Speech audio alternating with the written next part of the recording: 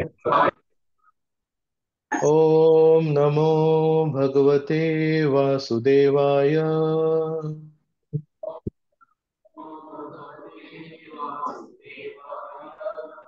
ॐ नमो भगवते वासुदेवाय।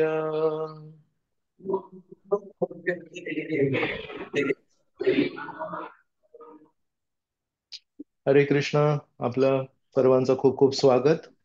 रविवारी सकाळी आपण सर्व एकत्र आले आहात, उपस्थित आहात श्रीमद भागवतमवर चर्चा करण्यासाठी. तर यासाठी सर्वांचे खूप खूप आभार. आपण आज श्लोकावर चर्चा करणार आहोत. श्रीमद भागवतम स्कंद क्रमांक 1, अध्याय क्रमांक 1 आणि श्लोक क्रमांक 17. तस्य कर्माणि उदाराणि परिगीतानि सूरिभिः ब्रूहि नः श्रद्धधानानाम् लीलया ददतः कलाः. तस्य कर्माणि उदाराणि परिगीतानि सूरिभिः ब्रूहि नः श्रद्धधानानाम् लीलया ददतः कलाः. तस्य कर्माणि उदाराणि परिगीतानि सूरिभिः ब्रूहि नः श्रद्धधानानाम् लीलया ददतः कलाः.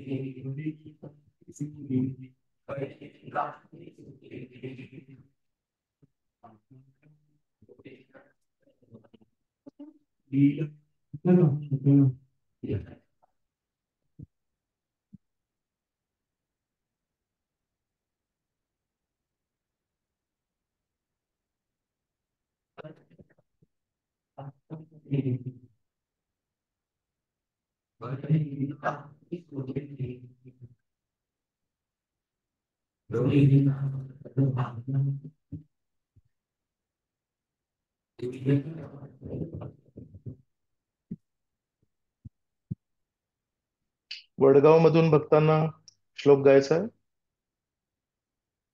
अनम्यूट करायला लागेल, तुम्ही म्यूट वर आहात.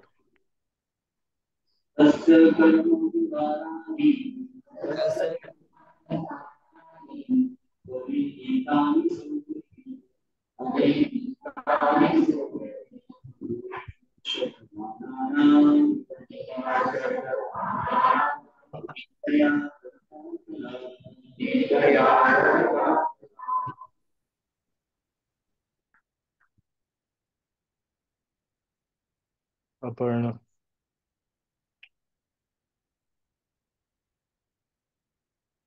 शब्दांचं भाषांतर आणि तात्पर्य बघूया. कृष्ण कृपा मूर्ती एसी भक्तिवेदांत स्वामी शिल प्रभुपाद द्वारा.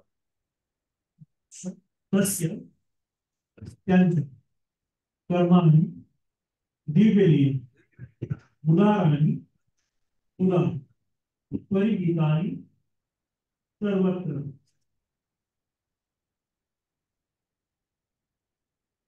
त्यांनी ब्रूही कृपया सांगा न आम्हाला श्रद्धानाना श्रद्धाळूंना लीलया लीलेने तदतः प्रकट केलेल्या कला अवतार. ट्रान्सलेशन. त्यांच्या दिव्य लीला उदार, श्रेष्ठ आणि मनोहर आहे. नारद मुनींसारखे महान ऋषी त्या लीलांचे गायन करतात. म्हणून कृपया त्या लीला आम्हाला सांगा. कारण भगवंतांनी आपल्या विविध अवतारात जी दिव्य साहसत्व करणे केली ती ऐकण्यास आम्ही अत्यंत उत्सुक आहोत. तात्पर्य. काही अल्पबुद्धीचे लोक म्हणतात त्याप्रमाणे भगवंत कधीही निष्क्रिय नसतात. त्यांची कार्य भव्य आणि उदार. त्यांनी निर्मिलेल्या प्राकृत आणि अप्राकृत अशा दोन्ही सृष्टी आश्चर्यचकित आणि वीरतेने युक्त आहेत.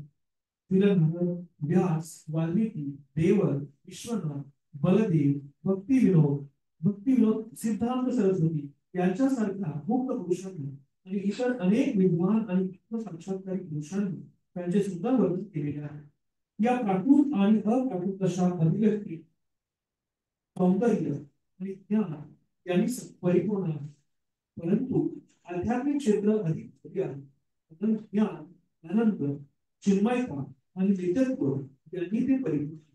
भौतिक सृष्टी ही आध्यात्मिक सृष्टीच्या विकृत छायेप्रमाणे काही काळ व्यक्त होत असते आणि अल्पबुद्धीच्या लोकांना मोहित करते. कारण असे लोक अनित्य वस्तूंनी आकृष्ट होतात. त्याची भीती नसते.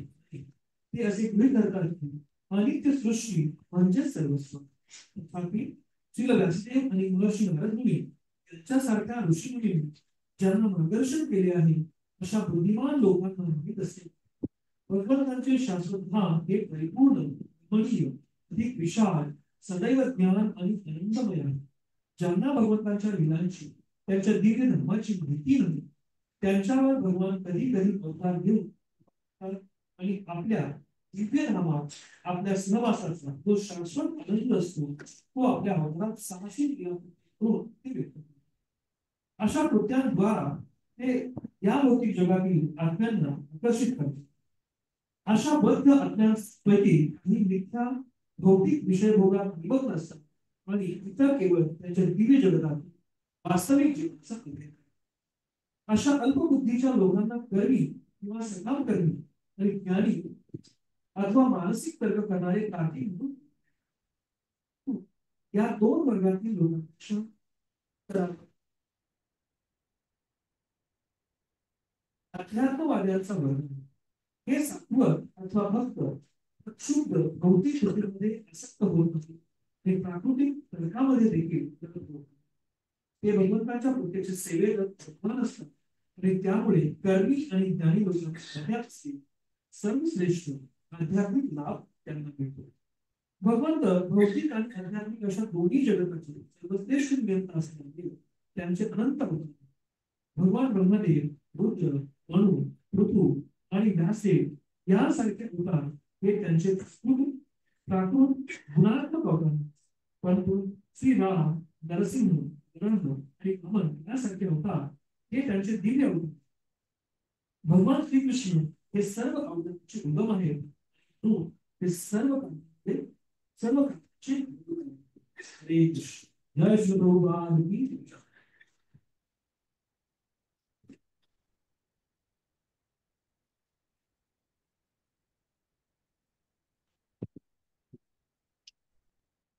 ॐ अज्ञानतिमिरान्धस्य ज्ञानाञ्जनशलाकया चक्षुरुन्मिलितं येन तस्मै श्रीगुरवे नमः. श्रीचैतन्यमनोभीष्टं स्थापितं येन भूतले स्वयं रूपः कदा मह्यं ददाति स्वपदान्तिकम्. वन्देऽहं श्रीगुरो श्रीयुतपदकमलं श्रीगुरून् वैष्णवांश्च श्रीरूपं साग्रजातां सहगण रघुनाथान्वितं तं सजीवं साद्वैतं सावधूतं परिजनसहितं कृष्णचैतन्यदेवं श्रीराधा कृष्णपादान् सहगण ललिता श्रीविशाखान्वितांश्च.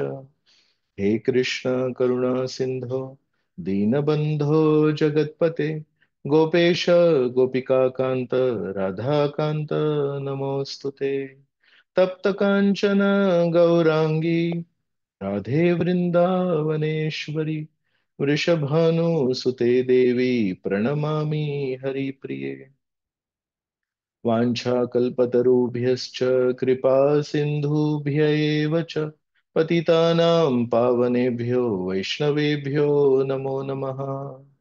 नमो विष्णुपादाय कृष्णपृष्ठाय भूतले श्रीमते भक्तिवेदान्त स्वामिनिति नामिने। नमस्ते सारस्वते देवे गौरवाणी प्रचारिणे निर्विशेष शून्यवादी पाश्चात्य देश तारिणे। जय श्री कृष्ण चैतन्य प्रभु नित्यानंद श्री अद्वैत गदाधर श्रीवासदि गौर भक्त वृंद। हरे कृष्ण कृष्ण कृष्ण हरे हरे हरे राम राम राम हरे हरे। हरे कृष्ण तर सर्व भक्तांचं खूप खूप स्वागत पुन्हा एकदा। श्रीमद भागवत याला महापुराण समजलं जातं आणि प्रत्येक महापुराणामध्ये त्याला महापुराण म्हणून जर म्हणायचं असेल तर त्याच्यामध्ये 10 विषय कव्हर करायला लागतात। कारण पुराण हे कथांवर आधारित आहे। एक असतं न्याय याचिका किंवा न्याय पुस्तक, सर्व कायदे न्याय दिलेलं पुस्तक। हा गुन्हा केला तर ही शिक्षा मिळणार, हा लहान गुन्हा केला तर लहान शिक्षा मिळणार, मोठा गुन्हा केला तर मोठी शिक्षा मिळणार। तर असं एक पुस्तक असतं ज्याच्यामध्ये सर्व नियम कायदे कायदा क्रमांक 204 कायदा क्रमांक 207 वगैरे लिहिलं असतं आणि त्याच्यासमोर त्याची शिक्षा दिली असणार। पण त्या कायद्याच्या पुस्तकाला नीट समजून घ्यायचं असेल तर मग अजून एक पुस्तक असतं, त्याच्यामध्ये असतं की आजपर्यंत अशा प्रकारचे खटले जर कोर्टामध्ये दाखल झाले होते तर त्या परिस्थितीमध्ये कुठल्या गुन्ह्यासाठी कुठला कायदा लावण्यात आला। तर म्हणून एक आहे पुस्तक ज्याच्यामध्ये फक्त कायद्यांचा उल्लेख आहे, कायद्यांचे नियम दिलेत, आणि दुसरं आहे ते कायदे इतिहासामध्ये जेव्हा जेव्हा कोणाकोणा व्यक्तीवर त्याच्या त्याच्या गुन्ह्यासाठी लागू केले होते तर ती कुठली परिस्थिती होती आणि त्या त्या परिस्थितीमध्ये कायदा क्रमांक 204 का नाही लावला, कायदा क्रमांक 207 का लावला। आणि हे का महत्वाचं आहे, कारण फक्त आपल्याकडे समजा कायद्याची नामावली असेल तर ते कायदे कुठल्या परिस्थितीमध्ये लागू करायला पाहिजेत हे कळण्यासाठी कधी अस्पष्टता येते। पण जर असेल 1999 मध्ये एक कोर्ट केस होती, त्या कोर्ट केसमध्ये हा व्यक्ती होता, त्याच्यावर हे गुन्हे आरोप केले होते, आणि जेव्हा संशोधन केलं तेव्हा लक्षात आलं की 5 गुन्हे जे त्यांच्यावर आरोप केले होते त्याच्यातून फक्त 2च गुन्हे सिद्ध झाले आणि 3 गुन्हे होते ते खोटे होते। आणि जे 3 गुन्हे खोटे होते त्यांच्यासाठी त्या व्यक्तीला आरोपीला शिक्षा नाही झाली, आणि जे 2 गुन्हे सिद्ध झाले ते हे 2 गुन्हे होते आणि त्या 2 गुन्ह्यांसाठी कायदा क्रमांक 105 लागू झाला आणि कायदा क्रमांक 307 लागू झाला। आणि म्हणून कायदा क्रमांक 105 अनुसार त्याला 3 वर्षांची शिक्षा व्हायला पाहिजे होती, कायदा क्रमांक दुसऱ्याच्या अनुसार त्याला 4 वर्षांची शिक्षा व्हायला पाहिजे होती, म्हणून 2 अधिक 4 म्हणजे 6 वर्षांची शिक्षा झाली त्या गुन्हेगाराला। मग आपल्याला लक्षात येतं की एक कायदा म्हणतोय एवढी शिक्षा, एक कायदा म्हणतोय हा शिक्षा, मग जर दोन्ही कायदे लागू झाले तर त्यांना जोडायला लागतं, त्यांना बेरीज करायला लागते। अशा प्रकारे वेगवेगळे उदाहरण आहेत। तसंच वेद आहेत, उपनिषद आहेत, ते बेसिकली उदाहरणं देत नाहीत, ते आपल्याला सांगतात की बघा माणसाने असं जगायला पाहिजे, माणसाचा धर्म हा आहे, ब्राह्मणांचा धर्म हा आहे, क्षत्रियांचा धर्म हा आहे, जे वैश्य प्रवृत्तीचे आहेत, त्यांचा धर्म हा आहे। पण त्या सगळ्या धर्मांना, त्या सगळ्या आपल्याला सांगितलेले जे प्रस्ताव आहेत, आपल्याला जे सांगितले निर्देश आहेत ते की माणसाने असं जगायला पाहिजे, आणि जर असं नाही जगलं तर हे पाप आहे, असं जगलं तर हे पुण्य आहे। जर आपण पापी जीवन जगलो तर आपल्याला शिक्षा मिळणार। पण त्याचं जर उदाहरण आपल्या समोर नसेल तर मग आपल्याला नीट कळत नाही की जर चुकून मी ते पाप केले तर मला शिक्षा काय मिळणार आहे। फक्त शिक्षा मिळणार आहे हे ऐकून कधी कधी कळत नाही। घरी पण आपण बघतो, आपण आपल्या मुलांना सांगतो अरे असं करू नकोस, ते चुकीचं आहे, तर मुलं म्हणतात काय फरक पडेल, जर केलं तर काय फरक पडतो। मग समजा त्याला आपण सांगितलं, बघ तुला मी सांगतो नेहमी, तू अभ्यास कर अभ्यास कर, तू अभ्यास नाही करत. तो बघ, तो बाजूला एक मुलगा राहतो, त्यांनी पूर्ण आयुष्यामध्ये कधी अभ्यास नाही केला, सगळ्या परीक्षांमध्ये त्याला कधी चांगले मार्क नाही मिळाले. आता बघ त्याची परिस्थिती काय आहे, तो घरी बसलाय 4 वर्षांपासून. तर फक्त आपण जर निर्देश दिले, पण त्या निर्देशासोबत जर आपण उदाहरणं नाही दिले, तर कधी कधी ते निर्देश फक्त अत्यंत बुद्धिमान लोकांनाच लक्षात येतात, आणि साधारण माणसाला निर्देश कधी पण कळत नाहीत, पण उदाहरण द्यायला लागतात. तर वेद जर निर्देश आहेत, वेद जर समजा कायद्यांची नामावली आहे, तर पुराण आणि इतिहास हे ते कायदे कोणा व्यक्तीच्या जीवनामध्ये जेव्हा ते लागू झाले, तेव्हा त्या व्यक्तीची काय दशा झाली, त्या व्यक्तीला काय पापाची काय शिक्षा मिळाली, हे आपल्याला वेदांमध्ये सांगितलंय की आपण सज्जनांचा संग करायला पाहिजे, आपण दुर्जनांचा संग नाही करायला पाहिजे. पण हे जर आपल्याला फक्त निर्देश दिला, तर आपल्याला कळत नाही की समजा मी दुर्जनांचा संग केला तर काय फरक पडतो, समजा मी सज्जनांचा संग नाही केला तर काय फरक पडेल. ही उत्सुकता प्रत्येकाला असते ना, कुतूहल असतं ना सगळ्यांना. मग महाभारत आणि रामायण जर आपण बघितलं, मग आपल्याला लक्षात येतं की महाभारतामध्ये जेव्हा कोणी सज्जनांचा संग केला तर त्याला काय मिळालं त्याच्या जीवनामध्ये, दुर्जनांचा संग केलं तर काय मिळालं. तसंच महापुराण, भागवत महापुराण का महत्वाचं आहे? भागवत महापुराण महत्वाचं आहे कारण उपनिषदांमध्ये, वेदांमध्ये जे काही नियम दिलेत, ते नियम अमुक अमुक व्यक्तीच्या जीवनामध्ये लागू झाले. त्यांनी त्या नियमांना जेव्हा पालन केलं, तेव्हा त्याच्या जीवनामध्ये त्याला काय फायदा झाला, आणि अमुक व्यक्तीने जेव्हा त्या नियमांचं उल्लंघन केलं, तेव्हा त्याच्या जीवनामध्ये त्याला काय परिणाम झाला, हे पण आपल्याला भागवतामध्ये दिसतं. तर कुठल्याही महापुराणाला जर महापुराण, एक लघु पुराण असतात आणि महापुराण असतात, साधारण पुराण असतात आणि महापुराण असतात. तर पुराणांमध्ये 5 विषय सांगितलेत, ते प्रत्येक पुराणामध्ये पाहिजेत, तरच त्याला पुराण म्हणू शकतो. असं नुसतंच कुठल्या तरी गोष्टींना पुराण नाही म्हणत. जर आपण म्हटलं पुराणांमध्ये फक्त गोष्टी आहेत, तर बऱ्याच अशा लोककथा असतात, त्या लोककथांचा जर एक संच बनवला कोणीतरी, आणि त्या लोककथेच्या संचाला समजा तुम्ही नाव दिलं पुराण, तसं नाहीये ते. प्रत्येक पुराणामध्ये अमुक अमुक विषय हे असायला पाहिजे, तरच त्याला पुराणाचं स्टेटस मिळतं. तसं महापुराणामध्ये कुठल्याही 10 मुख्य विषय आहेत, आणि ते 10 विषय जर महापुराणात असले तरच त्याला महापुराण म्हणतात. तर हे कुठले विषय आहेत? तर भागवतामध्ये सांगितलंय, अत्र सर्ग विसर्गश्च स्थानम पोषणम ऊतयः मन्वंतर ईशानु कथा निरोध मुक्तीर आश्रय. तर हे 10 विषय जेव्हा एका पुराणात असतील, तेव्हा त्याला महापुराण म्हणतात, आणि हे 10 विषय आपल्या 12 स्कंदांमध्ये आहेत. तर श्रील जीव गोस्वामी म्हणतात, आपण असा विचार नाही करायला पाहिजे की हा जो स्कंद आहे, हा फक्त एकाच त्या विषयावर चर्चा करतोय. नाही, जीव गोस्वामी म्हणतात सगळे 10 विषय हे पूर्ण 12 स्कंदांमध्ये पसरलेले आहेत, पण कुठल्या कुठल्या स्कंदामध्ये त्या विषयाला खूप प्रामुख्याने चर्चा केली आहे. तर आजचा जो विषय आहे, आज आजचा जो श्लोक आहे, त्याच्या भाषांतरामध्ये सगळे हे जे साधू लोक आहेत ते सूत गोस्वामींना विनंती करतायत. सूत गोस्वामी, परमेश्वर अनेक वेळा तस्य चरितानी उदाराणी, भगवंत या जगामध्ये जेव्हा येतात तेव्हा किती उदार वृत्तीचे आहेत, आणि हे भगवंत या जगामध्ये जेव्हा येतात तेव्हा ज्या लीला करतात, त्या लीला कृपया तुम्ही आम्हाला वर्णन करणार का म्हणून. तर त्या 10 विषयांमध्ये एक विषय आहे ईशानु कथा. तर ईश म्हणजे परमेश्वर, अनुकथा, अनुकथा म्हणजे त्यांची कथा आणि त्यांच्या मार्गावर चालणाऱ्या लोकांची कथा. तर ईश अनुकथा हा पण एक महापुराणातला महत्वाचा विषय आहे, आणि त्या विषयाला उद्देशून आज शौनकादी ऋषी सूत गोस्वामींना म्हणतायत, फक्त आम्हाला सांगू नका. भगवद्गीतेमध्ये श्रीकृष्ण म्हणतात, मया अध्यक्षेण प्रकृती सूयते सचराचरम, माझ्या अध्यक्षतेखाली ही प्रकृती चालते. तर हा तर निर्देश झाला, हा तर एकदम सूत्र झालं, एकदम संक्षिप्त झालं. पण जर याचं विश्लेषण, जर याचं डिटेलमध्ये जर आपल्याला सांगितलं नाही, मग आपल्याला त्याचा विश्वास नाही येत, आपल्याला कळत नाही श्रीकृष्ण कशा प्रकारे या सृष्टीवर त्यांचा अध्यक्षतेखाली सगळं काही चालतं. म्हणून मग भागवत जेव्हा वाचतो आपण, तेव्हा लक्षात येतं की वेगवेगळ्या अवतारांमध्ये जेव्हा परमेश्वर येतात, तेव्हा त्यांनी कशा लीला केल्या.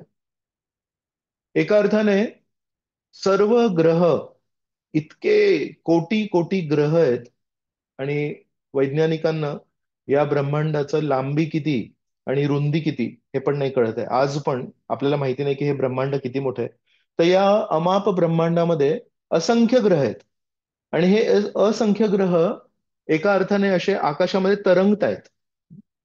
तर एका ग्रहावर आपण राहतोय, आणि या एका ग्रहावर जेव्हा आपण राहतोय तेव्हा कुठलीही वस्तू अशी तरंगत नाहीये. या वस्तूला असं जर ठेवलं तर ती खाली पडते, आणि आपला सर्वांचा अनुभव आहे. पण ज्या ग्रहावर आपण राहतोय त्या ग्रहावर राहताना एकही वस्तू तरंगत नाही, पण ज्या ग्रहावर आपण राहतोय तो ग्रह आणि असंख्य ग्रह तरंगत आहेत. तर हे व्यक्ती ज्यांच्या इच्छेप्रमाणे मया अध्यक्षेण प्रकृती सूयते सचराचरम, परमेश्वराच्या इच्छेनुसार हे सगळे ग्रह तरंगत आहेत. ते व्यक्ती जेव्हा या जगात येतात अवतार म्हणून, श्रीकृष्ण म्हणून, आणि जेव्हा श्रीकृष्ण आपल्या डाव्या हाताच्या करंगळीवर गोवर्धन पर्वत उचलतात, तेव्हा जर आपल्याला भगवद्गीता माहिती नसेल आणि जर आपल्याला माहिती नसेल की परमेश्वराचं काय स्थान आहे, तर आपण म्हणू बाप रे, कसं काय श्रीकृष्णांनी हे गोवर्धन पर्वत धरून ठेवलंय. मला तर एक पुस्तक पण धरून नाही ठेवता येणार या छोट्याशा बोटावर, पण श्रीकृष्णांनी गोवर्धन पर्वत कसं तरंगलंय. पण जर आपण भगवद्गीता आणि भागवत या दोन्ही पुस्तकांचा अभ्यास केला असेल तर मग आपल्या लक्षात येतं, अरे परमेश्वरानेच नियम बनवले सगळे. गुरुत्वाकर्षणाची जी शक्ती आहे ती कोणाची शक्ती आहे? ती परमेश्वराची शक्ती आहे. जर परमेश्वराची शक्ती आहे तर परमेश्वर ती शक्ती लागू करू शकतात, आणि परमेश्वर ती शक्ती आवरू पण शकतात. म्हणून परमेश्वराने ठरवलंय की ग्रहांच्या वर गुरुत्वाकर्षणाची शक्ती लागू होणार, पण ग्रहांवर, ग्रहांवर म्हणजे त्या ग्रहावर, ग्रहांवर म्हणजे ग्रहांवर राहताना, पण त्या ग्रहावर ती शक्ती लागू होत नाही. असंख्य ग्रह असे तरंगत आहेत आणि त्यांच्यावरती गुरुत्वाकर्षणाची शक्ती लागू नाही होत. ही किती विस्मयकारक गोष्ट आहे. ग्रहां त्या ग्रहाच्या संबंधित गुरुत्वाकर्षणाची शक्ती लागू नाही होत, पण त्या ग्रहावर, त्या जागेवर जितके लोक राहत आहेत, जितके वस्तू राहतात, त्यांच्यावरती गुरुत्वाकर्षणाची शक्ती लागू होते. याचं कारण काय? याचं कारण आहे एका व्यक्तीची इच्छा. आपण बारामतीत राहतो, कधी जर मुंबईला आलो तर आपण खूप विशाल समुद्र बघतो. समुद्रामध्ये किती पाणी आहे याचा मोजमाप नाही करू शकत, किती खोल आहे त्याचा मोजमाप नाही करू शकत. हे आपल्या सर्वांना माहिती आहे. पृथ्वीवर 70% पाणी पसरलंय. त्याच समुद्रामध्ये असंख्य नद्या, सर्व नद्या, असंख्य नाही सर्व नद्या, आणि किती नद्या आहेत त्याचा पण आपण मोजू नाही शकत. त्या सर्व नद्या प्रत्येक क्षणी किती पाणी त्या समुद्रामध्ये ओततायत. तर ऑलरेडी त्या समुद्रामध्ये असंख्य पाणी आहे. त्याच्यामध्ये गंगे नदीचं एकटीचं जरी पात्र बघितलं आपण, तर इतका मोठा पात्र आहे, आणि ते किती लाखो लाखो लिटर पाणी असं नुसतं ते वाहतंय. हे सगळं पाणी समुद्रामध्ये चाललंय. तर विचार करा, मी जेव्हा एका वर्षाचा होतो तेव्हा समुद्रामध्ये काहीतरी पाणी होतं, बरोबर.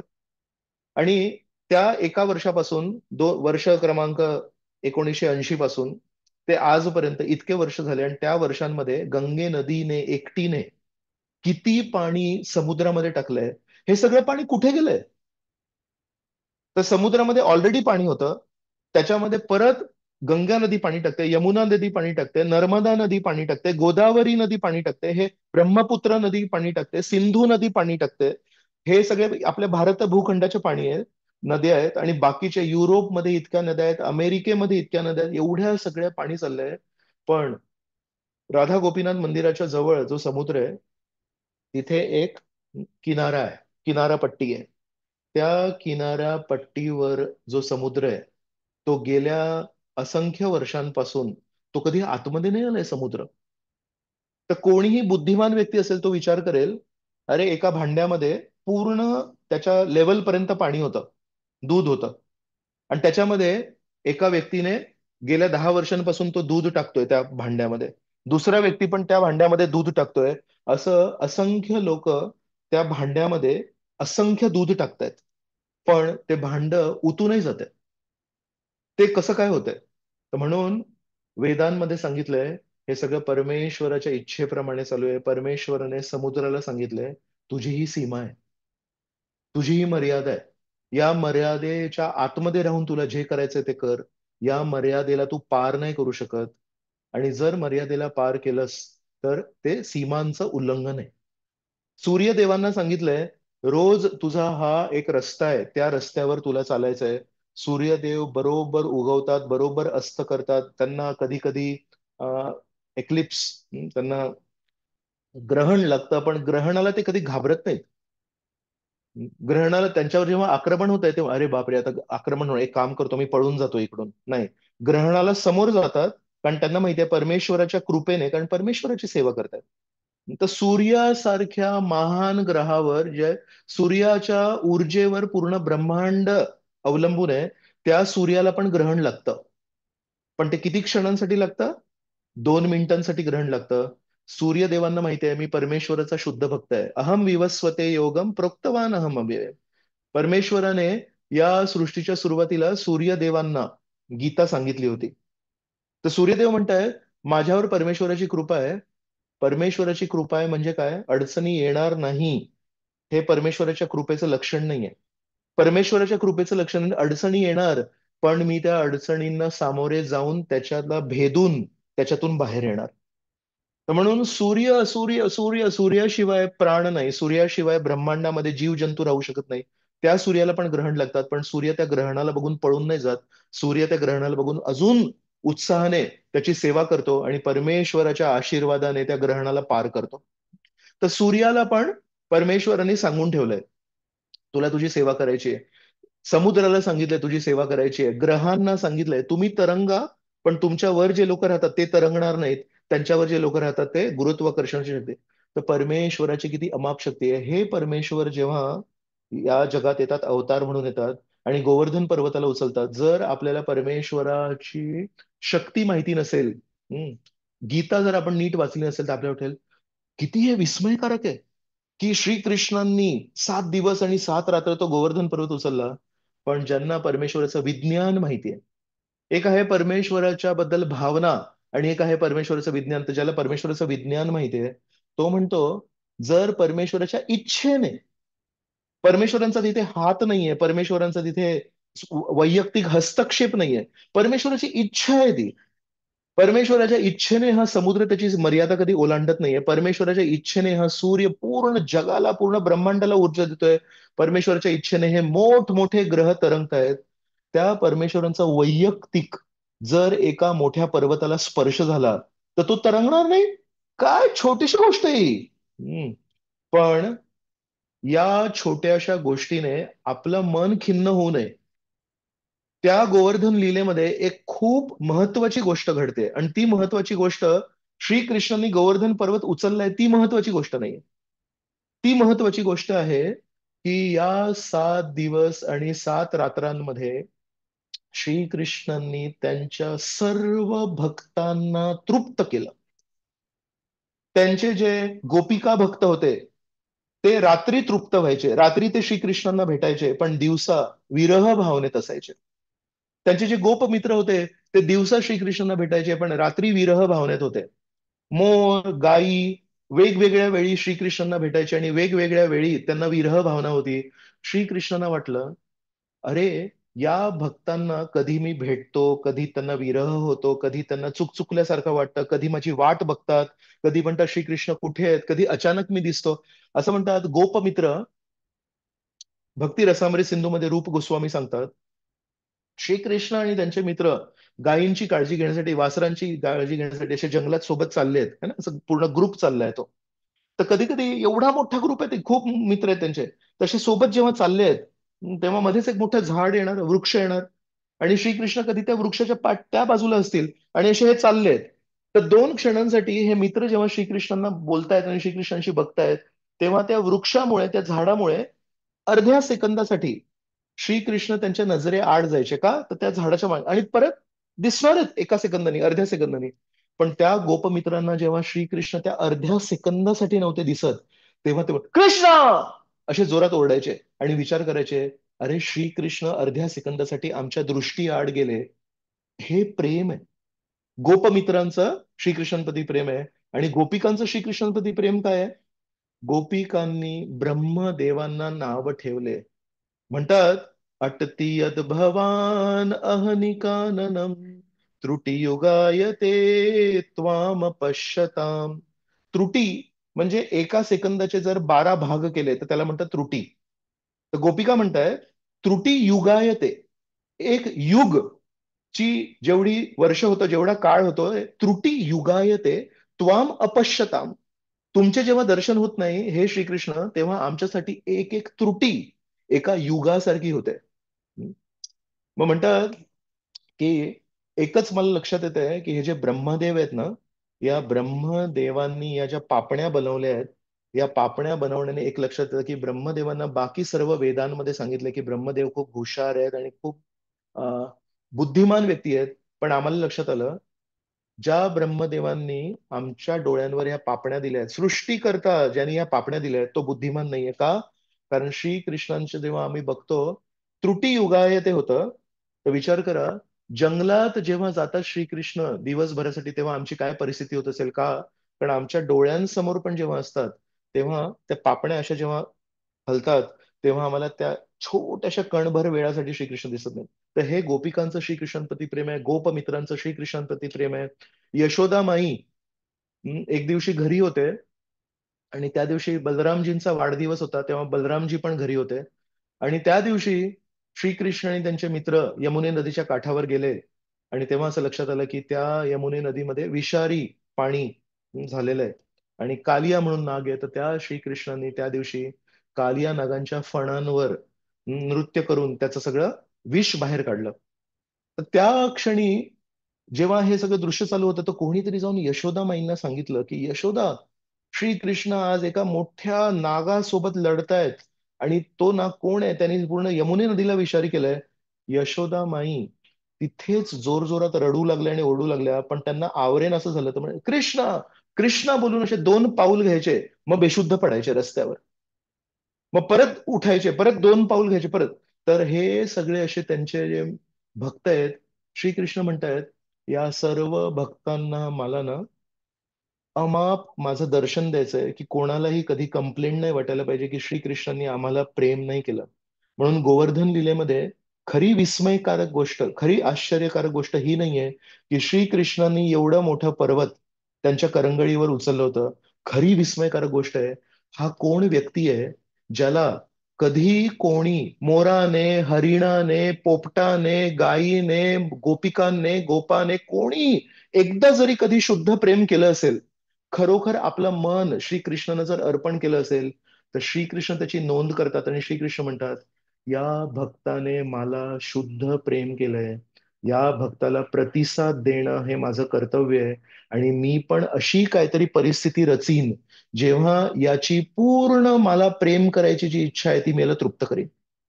तर गोवर्धन लीलेमध्ये खरी विस्मयकारक गोष्ट ही आहे की हे श्रीकृष्ण प्रत्येकाच्या भावना नोंद करतात आणि त्या नोंद केलेल्या भावनांना योग्य वेळी योग्य प्रकारे एक पूर आणतात. जसा पाण्याचा पूर असतो तसा भावनांचा एक पूर आणतात. आणि त्या व्यक्तीच्या हृदयाला पूर्णपणे पुराने तृप्त करून टाकतात. आणि तो भक्त म्हणतो, जर श्रीकृष्णांनी मला इतकं प्रेम दिलंय, अजून काय पाहिजे जीवनामध्ये. तर ही विस्मयकारक गोष्ट आहे श्रीकृष्णांची. तर आपण आपल्या मुख्य विषयावर येऊया की कसे या आजच्या श्लोकामध्ये सांगितलंय की परमेश्वर वेगवेगळे अवतार घेऊन या जगात येतात आणि उदार वृत्तीचे आहेत. तस्य चरितानी उदाराणी. तर श्रीकृष्ण हे कारण सर्व अवतारांचे स्रोत आहेत म्हणून ते औदार्य, सर्व उदार भावनेचे पण स्रोत आहेत.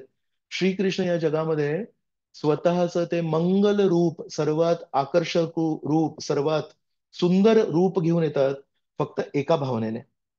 हे माझे बिचारे लोक या जगामध्ये चुकीच्या गोष्टींप्रती आकर्षित होऊन फसलेले आहेत. या सगळ्यांना ना मला माझं नाव, माझं रूप, माझ्या लीला, माझे गुण त्यांना देऊन मला त्यांना आकर्षित करायचंय. आणि जबरदस्ती एका अर्थाने आपण जेव्हा कोणा व्यक्तीप्रती आकर्षित होतो कधी कधी आपल्या मनाविरुद्ध आपण वागतो ना. अर्जुन भगवद्गीतेमध्ये 3ऱ्या अध्यायामध्ये श्रीकृष्ण एक प्रश्न विचारतात, म्हणतात अथ केन प्रयुक्तोयम पापश्चरती पुरुष अनिच्छन अपि वार्ष्णेय बलाद इव नियोजित. अर्जुन म्हणतायत अनइच्छन. अर्जुन श्रीकृष्ण मी कधी कधी बघितलंय की माझी इच्छा नसताना पण ना अनिच्छनपि वार्ष्णेय, हे वृष्णीवंश श्रीकृष्ण वार्ष्णेय बलाद इव नियोजित, बलपूर्वक मला कोणतरी खेचतंय. मग त्याच्यावर श्रीकृष्ण म्हणतात काम एष क्रोध एष रजोगुण समुद्भव. श्रीकृष्ण म्हणतात बरोबर आहे अर्जुना, तू ना एक प्रामाणिक भक्त आहेस, त्याच्यामुळे तू हे नाकारत नाहीयेस की तुझ्यावर अशा प्रकारे चुकीच्या गोष्टींचा प्रभाव होतो. कधी कधी जेव्हा नवीन भक्त असतात, नवीन भक्तांना जर प्रश्न विचारला की तुमच्या जीवनामध्ये असं कधी अनुभव होतो का तुम्हाला की तुम्ही चुकीच्या गोष्टींप्रती आकर्षित होता, तर कधी कधी नकळतपणे नवीन भक्त म्हणतात नाही आमच्या जीवनात असं काही नाही, आम्ही एकदम शुद्ध जीवन जगतोय. पण अर्जुनासारखे जे महान भक्त आहेत ते श्रीकृष्णांसमक्ष त्यांची वास्तविकता मांडतायत आणि श्रीकृष्णांना म्हणतायत श्रीकृष्ण मी बघितलंय, माझी इच्छा नसते तरी पण मी असा फरफटत खेचला जातो, काय आहे ती गोष्ट. मग तेव्हा श्री काम एष क्रोध एष, कामवासना, आणि कामवासना जेव्हा पूर्ण नाही होत तेव्हा निर्माण होणारा क्रोध आपल्याला जबरदस्ती. तर जर एखाद्या वस्तूप्रती, एखाद्या व्यक्तीप्रती आपण आपल्या इच्छेविरुद्ध असे खेचले जातो, तर विचार करा, एक ही नकारात्मक गोष्ट आहे. तर त्याचं एक सकारात्मक पण पाहिजे ना. सकारात्मक काय आहे? श्रीकृष्णांचं रूप बघून आपण म्हणतो किती सुंदर आहेत हे. श्रीकृष्णांच्या लीला ऐकून आपण लक्षात येतं की श्रीकृष्ण किती दयाळू आहेत. श्रीकृष्ण किती, त्यांचा जो दृष्टिकोन आहे तो किती विस्तृत दृष्टिकोन आहे, कधी कोणाचे भेदभाव नाही करत आहे. मग आपण पण आपल्या इच्छेविरुद्ध श्रीकृष्णांकडे खेचले जाऊ. आज आपण चुकीच्या व्यक्तींप्रती खेचले जातोय, पण त्याच कानांनी ज्यांच्याबद्दल, ज्या ज्या कानांनी आपण सिनेमा नटांच्या गोष्टी ऐकतोय, आपण सिनेमा ऐकतोय, त्याच डोळ्यांनी ज्यांनी आपण सिनेमातले ते गलिच्छ आणि अश्लील गाणे बघतोय आणि त्याच्यामुळे आपले डोळे आकर्षित होत आहेत, त्याच डोळ्यांनी आपण श्रीकृष्णांचं रूप बघायचंय, त्याच कानांनी आपल्याला श्रीकृष्णांची कथा ऐकायची आहे. तेच कान आणि तेच डोळे जे एका गोष्टीप्रती आता आकर्षित होत आहेत, तेच कान आणि तेच डोळे श्रीकृष्णांकडे जर आपण नेले तर श्रीकृष्ण म्हणतात मी या या गोष्टीसाठी मी येतो. हं? नवव्या अं, नवव्या स्कंदामध्ये जो शेवटचा अध्याय आहे, तर तेव्हा श्रीकृष्ण लीलेची अं, पार्श्वभूमी सुरू होते. 10व्या स्कंदामध्ये पहिल्या अध्यायापासून श्रीकृष्णाची लीला सुरू होते. पण शेवटचा जो अध्याय आहे त्याच्यामध्ये, तर त्याच्यामध्ये ते शुकदेव गोस्वामी म्हणतात तस्मिन सत्कर्ण पीयूषे. हं? सत्कर्ण पीयूषे म्हणजे म्हणतात की हे जे कान आहेत ना, हे असत कथा ऐकतात नेहमी. पण याच कानांनी जेव्हा आपण शाश्वत गोष्टींची कथा ऐकू, आध्यात्मिक कथा ऐकू, तेव्हा ते पियुष अमृताचं काम करतं. आणि म्हणतात त्या, जसं आपण तोंडाने जेव्हा पियुष पितो, तोंडाने खूप छान अमृत किंवा चरणामृत जेव्हा पितो तेव्हा पोट कसं शांत होतं आणि खूप छान वाटतं, तसं कानांनी जेव्हा आपण तस्मिन सत्कर्ण पियुष आहे, जेव्हा आपण परमेश्वराची कथा ऐकू तेव्हा त्यांनी पण अमृत जातं आणि आत्म्याला पोषण मिळतं. हं? तर श्रीकृष्ण या जगामध्ये काय येतात? उदार भावनेने येतात. ज्या ठिकाणी त्यांना कधी कोणी अशा मोठ्या हातांनी स्वीकार नाही केलंय. श्रीकृष्ण जेव्हा या जगात आले तेव्हा एका तुरुंगामध्ये आले. तुरुंगामध्ये जर आपल्याला सांगितलं तुम्हाला, तुम्हाला एका एक ठिकाणी बोलवलंय आणि तिथे तुमचं स्वागत होईल तुरुंग, मग तुरुंगामध्ये, आणि आल्या आल्या अ, कंस वाट बघतोय त्यांना घेऊन त्यांना मारण्यासाठी, आणि जन्माच्या वेळेस मारता नाही आला म्हणून वृंदावनामध्ये, कारण माहिती नव्हतं कुठे ते बाळ, वृंदावनामध्ये अनेक वेळा. So basically there is no welcome, स्वागतच नाहीये. ज्या जगामध्ये, ज्या घरी, ज्या समाजामध्ये, ज्या लोकांमध्ये आपल्याला कधी स्वागत नाहीये त्या ठिकाणी आपण जाऊ का? तिथे गेल्यावर आपल्याला नावं ठेवतायत, तिथे गेल्यावर आपण त्यांना आकर्षित करण्यासाठी चाललोय आणि तेच लोक आपल्याला नाव ठेवतायत. पण श्रीकृष्ण म्हणतात नाही, त्यांच्यासाठी औषध हेच आहे. जेव्हा मी जाईन, जेव्हा मी काहीतरी गोड लीला करीन, जेव्हा मी छान हसीन, जेव्हा मी त्यांचं लोणी चोरायचा प्रयत्न करीन आणि त्या लहान सहान गोष्टीतून त्यांचं मन आकर्षित करीन, तेव्हा कुठे हे वैकुंठाप्रती आकर्षित होणार. म्हणून तस्मिन उदाराणी चरितानी. तर परमेश्वर हे उदार आहेत, रामचंद्र हे उदार आहेत. सुग्रीवाने रामचंद्रांचं ऐकलं नाही. हम्म. आणि लक्ष्मणाचा पण अपमान केला, पण रामचंद्र म्हणाले ठीक आहे, नवीन आहे भक्त हा, शिकतोय हळूहळू. तर नवीन भक्तांप्रती रामचंद्र कसे दयाळू भावना ठेवतायत. रावणाने रामचंद्रांची प्रेयसी अर्धांगिनी सीतादेवींना किती त्रास दिला, पण जेव्हा विभीषण शरणागती येते तेव्हा विभीषणाला शरणागती दिल्यानंतर रामचंद्र म्हणतात या क्षणी रावण जरी आला आणि म्हणाला माफ करा, मला माझ्याकडून चूक झाली, मी चुकीची वर्तणूक केली तुमच्या पत्नी सोबत, रामचंद्र म्हणतात, मी रावणाला माफी देण्यासाठी तयार आहे. कोण व्यक्ती हे करू शकतो? त्याचं काय उदार चरित्र पाहिजे. वामनदेव आहेत. वामनदेव जेव्हा या जगात आले, तेव्हा बली महाराजांना म्हणतायत, मला 3 पाऊल जमीन देणार का तू? हा. उजवा पाय स्थिर ठेवला, डावा पाय असा वर केला आणि वरचे सगळे ग्रह घेतले. आणि दुसऱ्या पावलाने खालचे सगळे ग्रह केले. मग आता म्हणतात तिसरं पाऊल कुठे? तर म्हणतात, मी ना, मी फार काय म्हणू, संक्षिप्त दृष्टीचा आहे. मी तुम्हाला माझं जे काही आहे ते दिलं, पण मी स्वतःला अर्पण नाही केलं. ते एक काम करा ना, तिसरं पाऊल माझ्या डोक्यावर ठेवा. ही जी समर्पणाची भावना आहे, दुसरा कोणी व्यक्तीला असता तर म्हणाला असता, एक तर तुम्ही 3 पाऊल मागितले आणि हे सांगितलं नाही की तुम्ही 2 पावलांमध्ये असा एवढा मोठा विस्तार करणार आणि परत अजून मला मागताय. सगळं तर घेतलं, आता काय घेणार आहे अजून तुम्ही माझ्याकडून? अशी चुकीची भावना व्यक्त करण्यापेक्षा बली महाराज म्हणतात, मी माझं जे काही आहे ते अर्पण केलं, पण मी स्वतःला अर्पण नाही केलं. तिसरा पाऊल माझ्या डोक्यावर ठेवा. ही गोड भावना जेव्हा वामनदेवांनी बघितली, वामनदेव म्हणताय, काय व्यक्ती आहे हा? याचं सर्व काही मी घेतलंय आणि हा म्हणतो, अहो पण मी स्वतःला अर्पण नाही केलं, मी स्वतःला पण तुम्हाला अर्पण करतो. मम आणि अहम, 2 गोष्टी आहेत ना. अहम ममेती. तर मम हे पण आपण अर्पण नाही करत, पण काही लोक कमीत कमी स्वतःचं मम हे श्रीकृष्णांना अर्पण करतात. पण फार दुर्मिळ असे कमी लोक आहेत जे मम अर्पण करण्याच्या पलीकडे अहम ला पण श्रीकृष्णांना अर्पण करतात. तर बली महाराज त्याचं प्रतीक आहे. याच्या प्रतिसाद म्हणून वामन देवाने काय उदार वृत्ती केली? वामन देव म्हणतात, यांनी सर्वस्व अर्पण केलं, यांनी स्वतःला पण अर्पण केलंय. मी काय करणार? मी पण त्याला सर्वस्व अर्पण करणार. मग वामनदेव राहत होते स्वर्ग लोकांमध्ये, कारण स्वर्ग लोक ऍक्च्युली आहेत देवतांचे, पण त्यांनी त्यांना आक्रमण करून त्यांना तिथून पळवून लावलं होतं. तर ज्यांची मालमत्ता मुळात परमेश्वराने ते स्वर्गलोक देवतांना दिले, म्हणून वामनदेवाने याच्याकडून ते पूर्ण ब्रह्मांड घेतलं आणि देवतांना त्यांचं स्वर्गलोक दिलं. म्हणाले, ती तुमची मालमत्ता मी तुम्हाला दिली होती, याने ती बळपूर्वक घेतली होती, ती घेतली त्याच्याकडून तुम्हाला. पण ज्याने त्याचं सर्वस्व श्रीकृष्णाने दिलंय, श्रीकृष्ण असे काही विसरणार नाहीत. मग वामनदेवाने काय केलं? म्हणाले, तुला मी एक वेगळं जागा देतो. तर खालच्या ग्रहांमध्ये एक सुतल लोक आहे. त्या सुतल लोकामध्ये वामन देवांनी अं, अं, बली महाराजांना जागा दिली आणि आज पण वामनदेव सुतल लोकाचे स्वतःचे पहारेकरी आहेत. बली महाराजांना जर कोणी त्रास द्यायला आला, कारण कोणी देवता जर म्हणाले, अरे जेव्हा हा स्ट्रॉंग होता तेव्हा यांनी आम्हाला खूप त्रास दिला होता, आता याच्याकडून विष्णूंनी सगळं घेतलंय आणि आता याला सोडून दिलंय, तर कोणी देवता चुकीने बदल्याच्या भावनेने, सूड घेण्याच्या भावनेने बली महाराजांवर अटॅक करू शकतात आणि आता बली महाराजांकडे काहीच नाहीये. तर म्हणून वामनदेव म्हणतात, चुकीनी पण कोणी वाईट नजरानी नाही बघायला पाहिजे माझ्या भक्ताकडे. म्हणून वामनदेव स्वतः उदार वृत्ती आहे. परमेश्वर त्यांची कृपा जेव्हा देतात तेव्हा आपल्याला सोयी सुविधा देतात.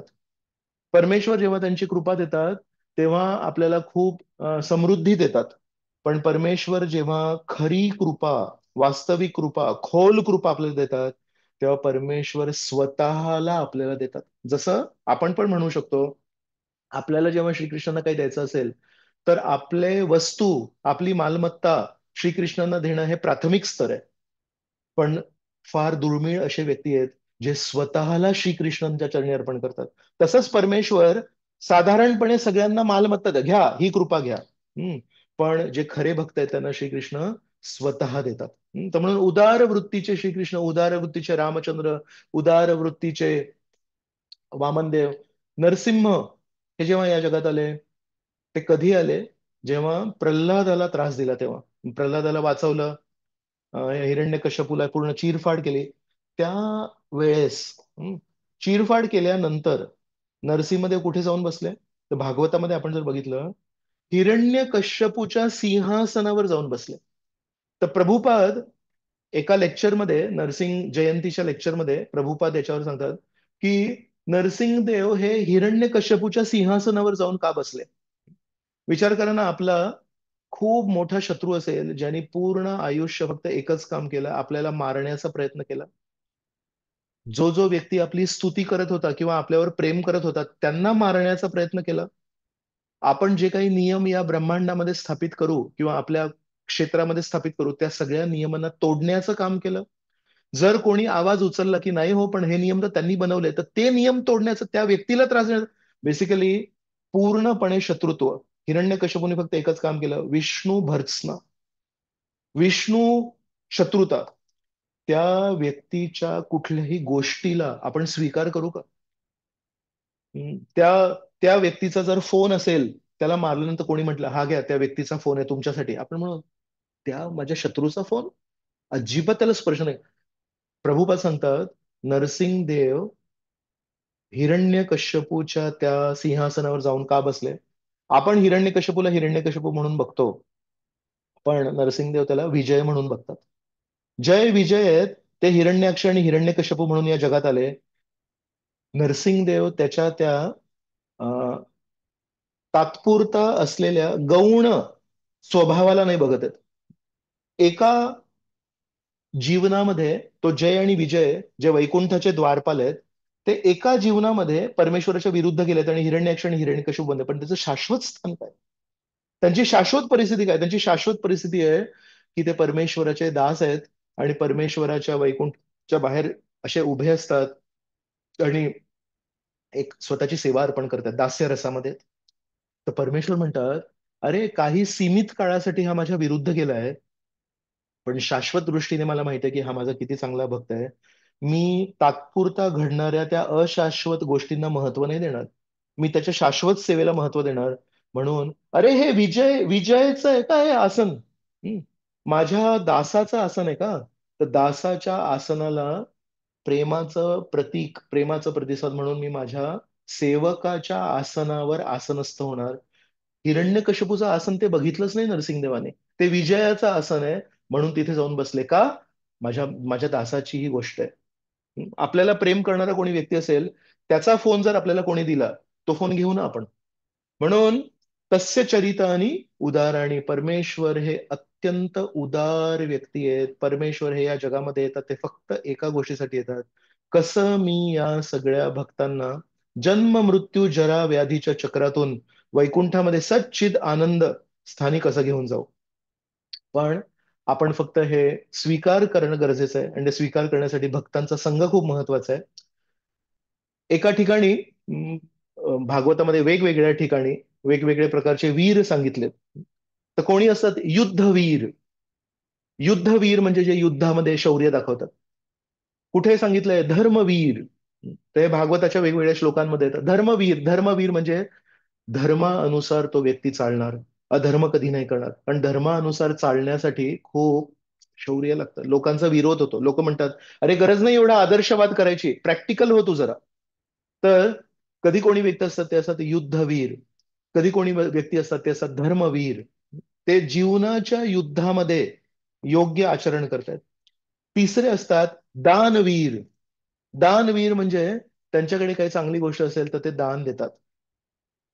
तिसऱ्या स्कंदामध्ये वराह देवांची जेव्हा कथा सुरू होते, वराह देवांची कथा सुरू होण्यासाठी मैत्रेय ऋषी हम्म, आणि विदुर चर्चा करतायत. तर विदुर मैत्रेयांना म्हणतात, अहो हिरण्याक्ष याने याला वराह देवांनी का मारलं? मग तेव्हा वराहदेवांची आणि हिरण्याक्ष, की हिरण्याक्षने कशा प्रकारे पृथ्वीतून सगळं सोनं बाहेर काढलं होतं, त्याला सोन्याप्रती त्याला आसक्ती आहे.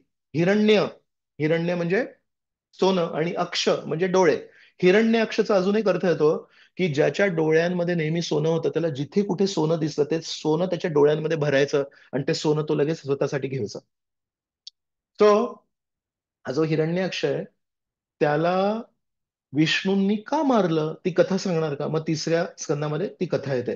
तर ती कथा जेव्हा सुरू होते आणि हा प्रश्न जेव्हा विदुराकडून मैत्रेयाला जातो, तेव्हा मैत्रेय ऋषी म्हणतात, हे वीर विदुरा, तुला मी ही कथा सांगतो. मग त्याच्या तात्पर्यामध्ये प्रभुपाद लिहितात की विदुराने कुठलं युद्ध लढलंय? वीर म्हणजे कुठलं तरी युद्ध लढायला पाहिजे. विदुराने संपूर्ण आयुष्यामध्ये महाभारताच्या युद्धामध्ये पण भाग नाही घेतला आणि ते तर फक्त मंत्री होते, म्हणजे सल्ला देणारे व्यक्ती होते, त्यांनी कुठलं युद्ध नाही लढलं. विदुराला युद्ध का म्हटलंय? प्रभुपाद लिहितात, कारण वीर परमेश्वराचे कथा ऐकण्यासाठी ते उत्सुक आहेत. तर जेव्हा आपण वीर परमेश्वराचे वीर कथा अरे काय हा हिरण्याक्ष अटॅक करतोय आणि वराहदेव त्याला मारतायत आणि हिरण्याकश्यपूने कशा वेगवेगळ्या पद्धतीने त्यांना मारायचा प्रयत्न केला आणि त्याचं शरीर आहे ते दिवसा नाही मरू शकत रात्री नाही.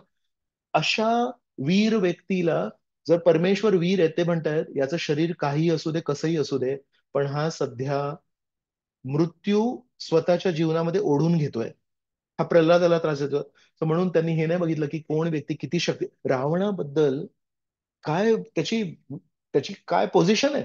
रावणाच्या लंकेवरून विमान नाही जाऊ शकत. त्या रावणाच्या विरुद्ध रामजी गेले आणि त्याच्या घरी जाऊन त्याला त्याच्या सगळ्या परिवाराला, सो वीर कथा आहे. परमेश्वराची वीर कथा ऐकण्यासाठी जे उत्सुक आहेत ते पण वीर आहेत. आणि याचा एक खोल अर्थ पण आहे. याचा खोल अर्थ हा आहे, परमेश्वराची कथा जेव्हा आपण ऐकू तेव्हा दोन गोष्टी लक्षात येतील. परमेश्वराला काय आवडतं आणि परमेश्वराला काय अमान्य आहे. कारण परमेश्वर एक व्यक्ती आहे, जसं आपलं पण एक व्यक्तिमत्व आहे. आपल्याला पण काही गोष्टी आवडतात आणि काही गोष्टी नाही आवडत. जेव्हा एखादा व्यक्ती दूर असतो तेव्हा त्या व्यक्तीचा फक्त चेहरा आपण जाणतो पण त्या व्यक्तीचं व्यक्तिमत्व आपण नाही जाणत. याला काय आवडतं काय नाही आवडत म्हणून माहित नाही, मी फक्त त्यांना दुरून नमस्कार करतो. म्हणून पूर्ण जगाला श्रीकृष्णांचा चेहरा दिसतो पण श्रीकृष्णांचं मन नाही दिसत. श्रीकृष्णांचं मन कोणाला दिसणार, जे परमेश्वराच्या कथा ऐकतात ते, बरोबर. परमेश्वराच्या कथा ऐकून एक लक्षात येतं, परमेश्वर प्रत्येक परिस्थितीमध्ये साधारणपणे हा कल घेतात आणि परमेश्वर प्रत्येक परिस्थितीमध्ये नेहमी हा कल टाळतात. मग एक ना एक काय म्हणू त्यांचं एक चित्र तयार होतं की परमेश्वराला काय आवडतं आणि काय नाही आवडत. तर वीर का माहितीये, एक भक्त वीर का, कारण भक्ताला हळूहळू आता स्पष्ट होणार आहे, तो ज्या प्रकारे श्रवण करेल की परमेश्वराला प्रसन्न करण्यासाठी मी माझ्यामध्ये काय बदल घडवावे पाहिजेत. परमेश्वरला या परिस्थितीमध्ये परमेश्वरने हा कल घेतला, परमेश्वरने हा कल घेतला, त्या कथेमध्ये रामचंद्रांनी हा कल घेतला, ते कल घेतला. मग लक्षात येतं, मला जर परमेश्वराची कृपा पाहिजे असेल तर मला पण परमेश्वराच्या कलाला साधून परमेश्वराच्या कलाला अनुसरून वागायला पाहिजे. आणि त्या कथेमध्ये ऐकलं परमेश्वर ते अजिबात नाही आवडलं. आणि तो व्यक्ती तर खूप चांगला होता पण त्यांनी परमेश्वरला जेव्हा असं वागणूक केली तेव्हा परमेश्वर म्हणाले मला नाही आवडलंय. मग हळूहळू हळू मला आता समजायला पाहिजे ह्या या गोष्टी परमेश्वराला आवडत नाहीत. तर जेव्हा आपण नवीन भक्त असतो तेव्हा परमेश्वर खूप छान वाटतात, गोड वाटतात. काही वर्षांनी जेव्हा आपल्याला एक परमेश्वराचं मानसिक चित्र तयार होतं तेव्हा एक लक्षात येतं, या गोष्टी परमेश्वरला अजिबात आवडत नाहीत आणि या गोष्टी श्रीकृष्णांना खूप भावतात किंवा खूप आवडतात. तेव्हा मनामध्ये एक लढा होतो. पण मी आजपर्यंत असं वागायचं कधी ठरवलं नाही. आजपर्यंत माझ्या मनामध्ये हा कधी विचार नाही आला की असं वागायचंय. उलट मी तर नेहमी माझ्या दृष्टीने वागायचो. आजपासून एक नवीन युद्ध सुरू होईल माझ्या जीवनामध्ये. माझं मन म्हणतं की मला असं वागायचंय. पण भागवतामध्ये इतक्या कथा ऐकल्यात, कृष्ण कथा ऐकली, रामायण कथा ऐकली, नरसिंह कथा ऐकली, वराह कथा ऐकली. त्यामध्ये एक लक्षात आलं परमेश्वरला हे आवडत नाहीत. आता स्वतःच्या इच्छांना विरुद्ध माझे कंडिशनिंग, कंडिशनिंग म्हणजे स्वभाव, माझ्या स्वभावाच्या विरुद्ध आजपासून मी युद्ध पुकारतोय. हरी बोल, आजपासून मी युद्ध पुकारतोय माझ्या स्वतःच्या स्वभावाविरुद्ध. आणि मी परमेश्वरला रोज प्रार्थना करणार आहे, परमेश्वरा तुझा स्वभाव आता मला लक्षात येतोय आणि तुला प्रसन्न करण्यासाठी तर हे मनुष्य जीवन मला दिलंय. वृक्ष, वेली परमेश्वरला प्रसन्न करू शकतात खूप खूप आश्चर्यजनक परिस्थितीमध्ये. साधारण वृक्ष, साधारण वेली, साधारण पशु, साधारण पक्षी परमेश्वरला प्रसन्न करण्यासाठी खूप कठीण आहे, कारण परमेश्वराचा स्वभाव जाणून घेण्याची त्यांची सीमित मर्यादा आहे.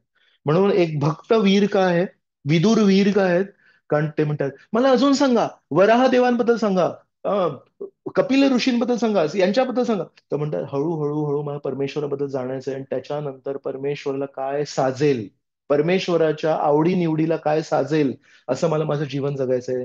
याच्यासाठी खूप शौर्य लागतं, याच्यासाठी खूप वीर लागतं. इतरांवर युद्ध पुकारणं सोपं आहे. पण स्वतःच्या अनेक अनेक वर्षांचे जे संस्कार आहेत, अनेक अनेक वर्षांच्या आपल्या धारणा आहेत, अनेक अनेक वर्षां आपण जे काही संस्कार आपल्यावर घडले आहेत, भागवताच्या कथेच्या आधारावर आपल्या स्वभावाच्या विरुद्ध युद्ध पुकारणं, युद्ध लढणं, याच्यासाठी खूप खोल वीरता लागते. आणि म्हणून मैत्रेय ऋषी, ज्या विदुराने एकही युद्ध लढलं नाही, पण तो हरी कथा ऐकण्यासाठी उत्सुक आहे. आणि हरी कथेमध्ये शुकदेव गोस्वामी, सूत गोस्वामी, मैत्रेय ऋषी कुठेही फेरबदल करत नाहीत.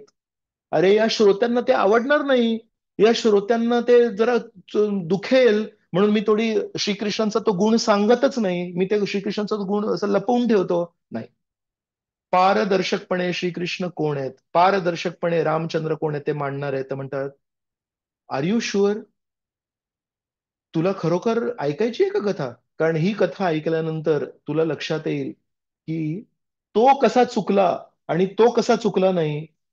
मी पण चुकलो, पण आज मला लक्षात आलं मी चुकलो, आणि आजपासून मी बंड पुकारणार, आजपासून मी युद्ध पुकारणार. म्हणून जो व्यक्ती परमेश्वराची कथा ऐकण्यासाठी सदैव उत्सुक असतो, तो सगळ्यात मोठा वीर आहे. परमेश्वराच्या इच्छेनुसार चालणं, परमेश्वराच्या इच्छेनुसार आपला जीवन प्रवाह दिशा देणं अत्यंत कठीण आहे. काळाच्या ओघामध्ये परमेश्वराची इच्छा आपल्या जीवनात जेव्हा येते, तेव्हा स्वतःच्या जीवनाला ते वळण देणं अत्यंत कठीण आहे. ते एक व्यक्ती आहेत, ते मला कॅन्सर बद्दल आमची चर्चा चालू होती. एका भक्ताला कॅन्सर झालंय, तर त्याच्याबद्दल आम्ही थोडी चर्चा करत होतो. मग ते डॉक्टर आहेत, तर ते मला म्हणाले, प्रभूजी कॅन्सर म्हणजे काय माहितीये? कॅन्सर म्हणजे असा कुठला किटाणू आतमध्ये नाही आहेत. ताप, अमुक तमुक हे जे सगळे आजार आहेत, ते आहेत की बाहेरून एक किटाणू येतो आणि तो किटाणू काहीतरी गडबड करतो, मग त्याच्यामुळे आजार होतो. म्हणाले कॅन्सर म्हणजे काय माहितीये? आपल्या शरीरातले काही पेशी आहेत, आणि त्या पेशी वाढण्याचा एक रेट असतो. ह्या ज्या सेल्स म्हणतात इंग्लिशमध्ये, तर मी अज्युम करतोय की मराठीमध्ये त्याला पेशी म्हणतात. तर ते छोटे छोटे छोटे असे पेशी असतात, ते ना, त्वचा बदलते ना आपली, 7 वर्षांनी, दर 7 वर्षांनी आपले पूर्ण शरीराचे जे पेशी आहेत ते बदलतात, त्वचा बदलते आपली. सो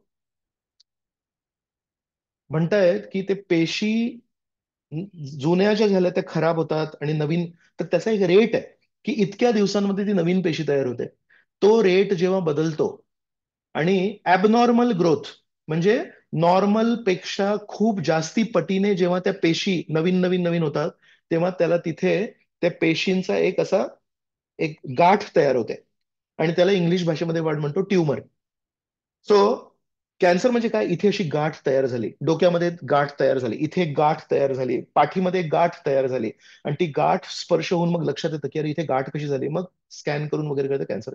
तर ते आपलेच सेल आहेत, पण ते आपलेच सेल जेव्हा, एका अर्थाने मी म्हणेन, परमेश्वराने काही नियम बनवलेत, पेशी काय रेटनी वाढायला पाहिजेत, त्याचा रेट जेव्हा ते मान्य नाही करत आणि स्वतःच्या हिशोबाने ते वाढतायत, तेव्हा त्याची गाठ तयार होते आणि ती कॅन्सर होते, आणि ती त्या व्यक्तीला घातक ठरते. तर एका अर्थाने परमेश्वराने सर्व मनुष्य समाजासाठी वेदांमध्ये, पुराणांमध्ये उदाहरणाद्वारे आपल्याला सांगितलंय की आपण कसं वागायला पाहिजे, आपलं काय वागणूक कशी असायला पाहिजे.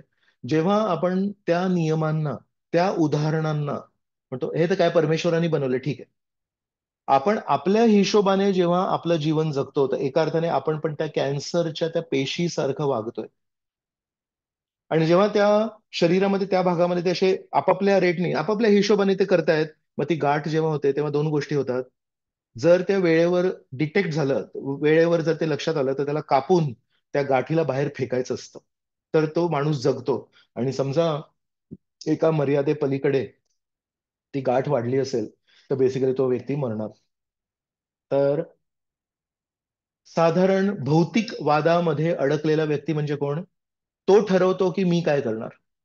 तो ठरवतो, मी ठरवणार की मला कसं वागायचंय, मी ठरवणार की मला कसं बोलायचंय, मी ठरवणार की मला कोणाशी कसे संबंध ठेवायचे आहेत. तर त्याला कॅन्सरच्या त्या पेशीसारखंच आपण म्हणू शकतो की एक दिवशी परमेश्वर, कारण हे जे शरीर आहे, हे तर दोन गोष्टी आहेत, मरू शकतं किंवा त्याला त्या कॅन्सरला उचलून फेकू शकतो. पण परमेश्वर मरणार नाहीत.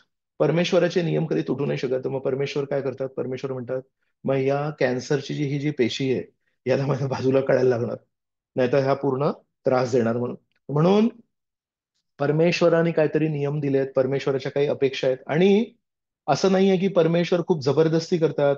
जसा एक जेल मध्ये एक जेलर असतो, एक कारण आपण इकडे तिकडे करू शकत नाही, जेलर प्रमाणे जगायला लागतं. सकाळी 6 वाजता उठायचं म्हणजे 6 वाजता उठायला लागेल. परमेश्वर एवढ्या उदार वृत्तीचे आहेत, एवढी जागा देतात आपल्याला, एवढी स्पेस देतात आपल्याला, की नाही रे, मला माहिती आहे तू पण लढतोयस, मला माहिती आहे तुझ्यावर वेगवेगळे संस्कार आहेत, पण मी एक बघतो की तू नेहमी ऐकण्यासाठी, श्रवण करण्यासाठी तयार असतोस, उत्सुक असतोस. आणि तू श्रवण करताना अगदी ध्यानपूर्वक ऐकतोस आणि मनामध्ये प्रत्येक वेळेस प्रार्थना करत असतोस की परमेश्वरा, आज मला एक लक्षात आलं की तुला हे आवडतं, पण आजपर्यंत मी त्यानुसार कधी वागलो नाही, तर कृपया मला शक्ती द्या, मला तो निर्धास्त द्या, मला तुम्हाला प्रसन्न करायचंय. तर तुझा तो जो तुझी ती ती केविलवाणी जी प्रार्थना आहे, की माझ्या स्वतःच्या शक्तीवर मी स्वतःमध्ये बदल घडवू नाही शकत, पण जर गुरु महाराजांची कृपा राहिली, प्रभुपदांच्या भागवत असत जर आपण चर्चा करत राहिलो, परमेश्वराचे ते विशाल डोळे, जगन्नाथजींचे जे विशाल डोळे आहेत, ज्यांना पापण्या नाही आहेत, त्यांच्यातून ती कृपा दृष्टी जर नेहमी मिळत राहिली, तर नक्कीच तुमच्या इच्छेनुसार जगण्याचा, माझ्यामध्ये बदल करण्याचा एक चान्स आहे. तर श्रीकृष्ण तस्य चरितानी उदाराणी, परमेश्वर खूप उदार आहेत. रावणाला मारताना किती वेळा त्यांचं शिरच्छेदन केलं? एकदा केलं. हम्म. परत एक शिर आलं. परत रामचंद्रांनी बाण मारला, शिरच्छेदन केलं. हम्म. परत आलं. असं 100 वेळा राम बाण मारतायत, शिरच्छेदन केलं. रामचंद्रांना माहिती नाही काही? हे विभीषणाला सांगायची गरज आहे. विभीषण सांगतायत, अहो रामचंद्र, त्यांच्या हृदयामध्ये एक अमृत आहे, आणि जेव्हापर्यंत ते अमृत नष्ट नाही होणार तेव्हापर्यंत हे हे रामचंद्रांना सांगायची गरज आहे. वेदाहम समतीतानी वर्तमानानी च अर्जुन. श्रीकृष्ण भगवद्गीतेमध्ये म्हणतात, वेदाहम समतीतानी, मला सगळं काय माहितीये, वर्तमानानी, आज आहे, भविष्याणी च भूतानी, भविष्यामध्ये जे घडणार आहे ते माहितीये, भूतकाळामध्ये जे घडलंय, माम तू वेदन कश्चन, पण लोक मला नाही समजत. रामचंद्रांना ते सांगायची गरज नव्हती, पण रामचंद्र भक्ताला सेवा करायची इच्छा देतात. मग जेव्हा विभीषणाने सांगितलं, तेव्हा मग हृदयाला आदित्य हृदय मंत्र एक बोलले. आदित्य म्हणजे सूर्य. तर त्या बाणाच्या टोकाला, त्याचं ते समोर टिप ऑफ द एरो, बाणाचा जो टोक होता, तिथे त्यांनी सूर्याचा तेज ठेवला, आदित्य हृदय मंत्र बोलले. आणि आदित्य हृदय मंत्र म्हणून जेव्हा तो बाण मारला, तेव्हा तो सूर्याचा तेज घेऊन तो बाण जेव्हा हृदयात गेला, तेव्हा ते जे अमृत आहे ते शोषून गेलं, आणि त्याच्यानंतर रावण मेला. तर म्हणून रामचंद्रांना हे माहिती नव्हतं का, की रावणाचा मृत्यू असा एका बाण मारल्याने नाही होणार? माहिती होतं, पण म्हणतात आचार्य, वैष्णव आचार्य आपल्याला त्याची वेगळी दृष्टिकोन देतात. कोणाला वाटेल रामचंद्र काय माहिती नाहीये ना, बरं झालं विभीषणाने सांगितलं. म्हणतात रामचंद्रला त्या क्षणापर्यंत आशा होती. ते म्हणतात ना, हिंदीमध्ये एक म्हण आहे, लातो के भूत बातों से नहीं मानते. तर जेव्हा आपण विनवण्या करतो तेव्हा कळत नाही, पण जेव्हा शिक्षा मिळते तेव्हा कळतं. तर रामचंद्र म्हणतात, आजपर्यंत विभीषणाने अनेक वेळा विनंती केली, अहो रामचंद्र, असं करू नका. कुंभकर्णाला पण जेव्हा जबरदस्तीने उचललं, उठवलं झोपेतून, तेव्हा कुंभकर्ण पण पहिल्यांदा जाऊन रावणाला म्हणतो, जेव्हा तू अपहरण केलंस तेव्हा मला नाही विचारलंस, आणि आज जेव्हा रामचंद्र आले आहेत आणि तुझ्या सगळ्या सैनिकांना मारतायत, तेव्हा मला तू झोपू पण देत नाही, झोपेतून मला उठवलंस. तर तेव्हा तो म्हणतो, तू मला विचारलं होतंस का सीतादेवींचं अपहरण करण्यासाठी? तर बेसिकली मंडोदरी त्यांना म्हणते, अहो सोडून द्या सीतेचा नाद. तर लातो के भूत बातों से नहीं मानते. तर त्यांना विनवण्या केल्यात, विभीषणाने विनवणी केली आहे, कुंभकर्णाने केली आहे, मंडोदरीने केली आहे. सगळे लोक सांगतात, अहो हनुमानजी तिथे जेव्हा दूत बनून गेले तेव्हा पूर्ण लंका नगरीला जायला तेव्हा विनंती केली. पण रामचंद्र म्हणतात, आतापर्यंत बातों से होत होतं, विनवण्या करून त्यात शिकला नाही, एक काम करतो, एक शिक्षा देतो त्याला, मग तर त्याला कळेल. तर त्याचं एक डोकं कापलं, पण त्याला 10 डोकी होती की नाही? तर रामचंद्र म्हणतात, आता काय करशील तू? तुझ्या सैनिकांना नाही मारत आहे, तुझ्या मुलाला नाही मारत आहे, तुझ्या सेनापतींना नाही मारत आहे, तुला मारतोय. तुझं एक डोकं बघ खाली पडलंय, बाकीचे जे 9 डोकं आहेत ना, त्याला वापर. आणि तुला वाटत होतं हा मनुष्य काय करणार आहे, तो मनुष्य आज तुझ्या समोर आलाय, तुझ्यावर हेवी झालाय, तुझं एक डोकं कापलंय, बाकीच्या 9 डोकांचा वापर कर आणि म्हण मी चुकलो. म्हणून रामचंद्र शेवटच्या क्षणापर्यंत आधी बातोसे आणि नंतर लातोसे, पण तस्य चरितानी उदाराणी, रामचंद्र उदार वृत्तीचे आहेत आणि विचार करतायत, हा आता बदलेल. नाही बदलला. परत दुसऱ्या शिराला मारलं, तो खाली पडला. 8 अजून उरलेले आहेत, ते 8 तरी नाही बदलला. म्हणून रामचंद्र असे आहेत, श्रीकृष्ण असे आहेत, उदार वृत्तीचे आहेत. आपण नेहमी भगवंतांना प्रार्थना करायला पाहिजे, परमेश्वरा, तुझ्या उदार वृत्तीची मी सीमा गाठू नये. तुझ्या उदार वृत्तीची सीमा येईच्या खूप आधीच, खूप पूर्वीच मला तुम्ही कृपा द्या आणि नेहमी योग्य भावनेमध्ये तुम्हाला प्रसन्न करण्यासाठी माझी नेहमी एक कल असू दे, माझ्यामध्ये नेहमी ती एक तीव्र इच्छा असू दे. जे काही प्रामाणिकपणे शक्य आहे ते सगळं मी प्रामाणिकपणे करायला तुमच्या समोर उपलब्ध आहे. कृपया माझा वापर करा. कृपया मला तुमच्या हातातलं एक खेळणं बनवा. नाचाओ नाचाओ प्रभू नाचाओ, नाचाओ से मते काष्ठेर पुतली यथा, नाचाओ से मते. तर प्रभुपा जेव्हा अमेरिकेला पोहोचले तेव्हा स्वाभाविकपणे नैसर्गिकपणे म्हणतायत, मी एक कठपुतळी आहे, तुमच्या हातातली कठपुतळी आहे. अमेरिकेमध्ये जर तुम्हाला प्रचार घडवून आणायचा असेल तर माझा वापर करा. जर तुम्हाला असं वाटत असेल की नाही, अमेरिकेमध्ये प्रचार नाही घडवून आणायचा आहे, ठीक आहे, मी परत जायला तयार आहे. पण मग अशा प्रकारे जेव्हा त्यांनी नम्रपणे ती प्रार्थना अर्पण केली तेव्हा प्रभुपादांचा वापर करून श्रीकृष्णांनी अमेरिकेमध्ये पण कृष्ण भक्तीचा प्रसार केला. तर आपण परमेश्वरला प्रार्थना करूया. तस्य चरितानी उदाराणी, हे उदार वृत्तीचे व्यक्ती तुम्ही, कृपया आमच्यावर नेहमी तुमची उदार छत्रछाया असू दे, उदार तुमचे आशीर्वाद असू दे आणि नेहमी आम्ही भक्तांच्या संगतीमध्ये राहून तुमची वीर कथा ऐकू दे आणि त्या वीर कथेला ऐकून नेहमी स्वतःसाठी तुमच्या हातातलं एक खेळणं, तुमच्या हातातलं एक साधन बनण्यासाठी नेहमी एक प्रार्थना अर्पण करू दे. खूप खूप धन्यवाद. जय श्रीमद भागवत महापुराण की जय. जय श्रील प्रभुपाद जी की जय. अनंत कोटि वैष्णव वृंद की जय. जय निताय गौर प्रेमानंदे. हरि हरि बोल.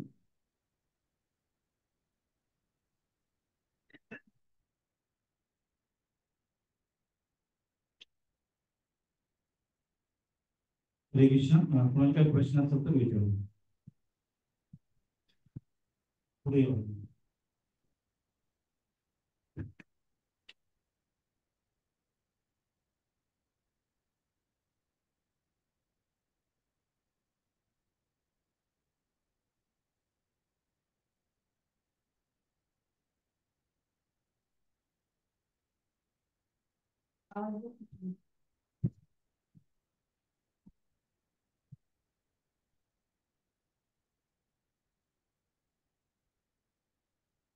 हरे कृष्ण. दंडवत आवाज येतोय? हो हो, येतोय माताजी. दंडवत प्रणाम. म्हणजे खूप छान मार्गदर्शन केलं. तुम्ही याच्यामध्ये एक गोष्ट सांगितली की भगवंत जेव्हा प्रसन्न होतात आणि उदार वृत्तीने ते आपल्याला समृद्धी, सोयी आणि अशा बऱ्याच गोष्टी देऊ करतात. परंतु जेव्हा ते खऱ्या अर्थाने प्रसन्न होतात ते स्वतःला देऊ करतात. आणि तुम्ही असं एक वाक्य वापरून भक्त जेव्हा स्वतःला देतात, जसं बळी महाराजांचं उदाहरण सांगितलं की बळी महाराजांनी असं वामदेवाला सांगितलं की मी तुम्हाला दिलं पण मी स्वतःला आता देऊ करतोय आत्मनिवेदन. तर ही जी चेतना आहे ती भक्तांच्या सेवेत आपण देणं, हे साधारण साधकासाठी ही चेतना आपण कशी वाढवू शकते दैनंदिन भक्ती क्रिया करते. थँक्यू माताजी. सर्वात आधी पवित्र लीला माताजींप्रती माझे खूप खूप वैयक्तिक आभार. कारण पवित्र लीला माताजींना हे प्रश्न विचारायची गरज नाहीये.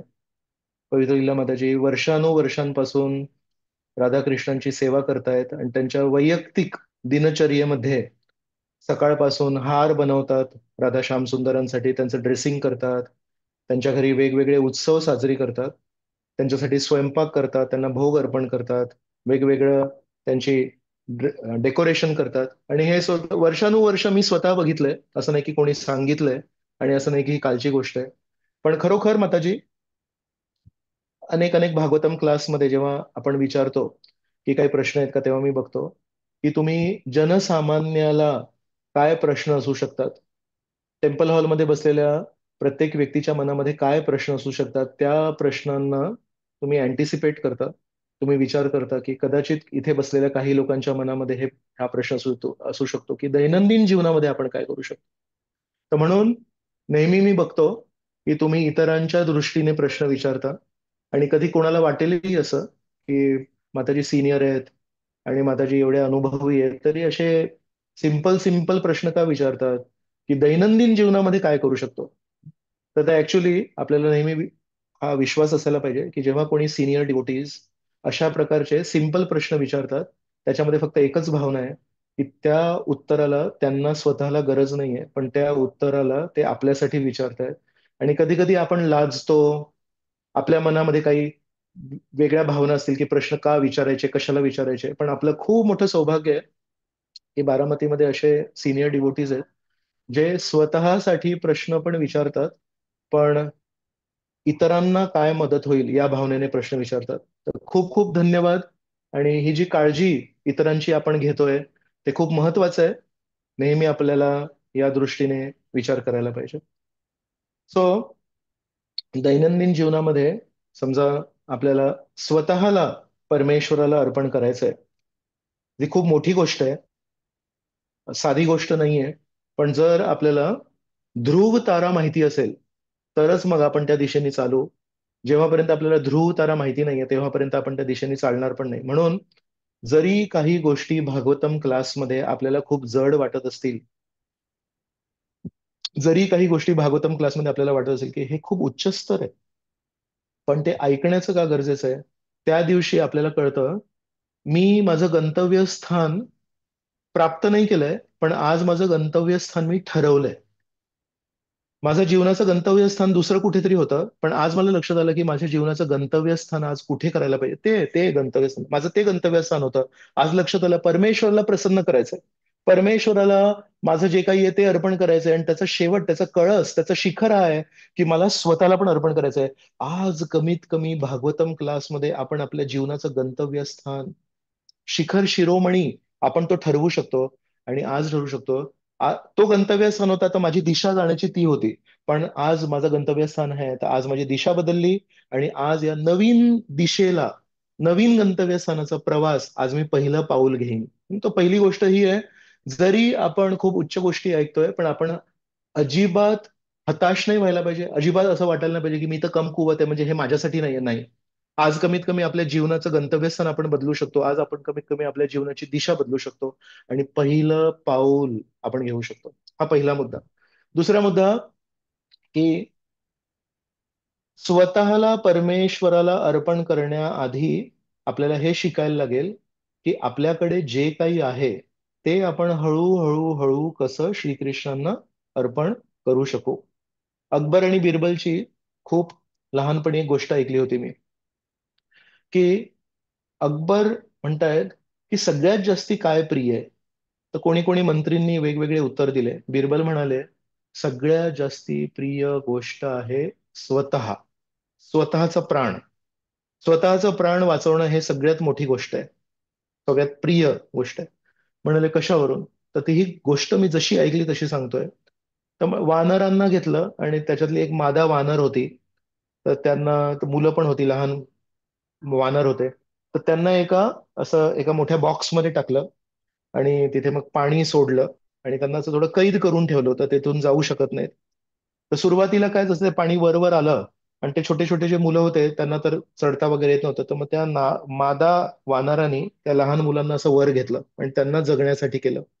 हळूहळू हळू जेव्हा पाणी ऍक्च्युली त्या वानराच्या त्या मादापर्यंतच्या नाकापर्यंत आलं, तेव्हा तिने त्या मुलांना सोडलं, आणि स्वतः कशी तरी अशी उभं राहण्याचं, बेसिकली एका काळापर्यंत तिला त्या मुलांची काळजी होती, पण नंतर तिने स्वतःची काळजी. मग बिरबल म्हणाले, बघा, की आपण म्हणतो की आपल्याला ते महत्वाचं आहे, ते महत्वाचं आहे, पण सगळ्यात मुख्य गोष्ट म्हणजे आपल्या स्वतःचे प्राण हे नेहमी महत्वाचे आहेत. म्हणून जेव्हा आपण बघतो शिवाजी महाराजांच्या युद्धामध्ये, जेव्हा बाजीप्रभू देशपांडे असतील, बाकीचे मोठे मोठे जे सेनापती आहेत, त्यांनी जेव्हा स्वतःचे प्राण शिवाजी महाराजांना अर्पण केले, ती गोष्ट किती हृदयस्पर्शी आहे.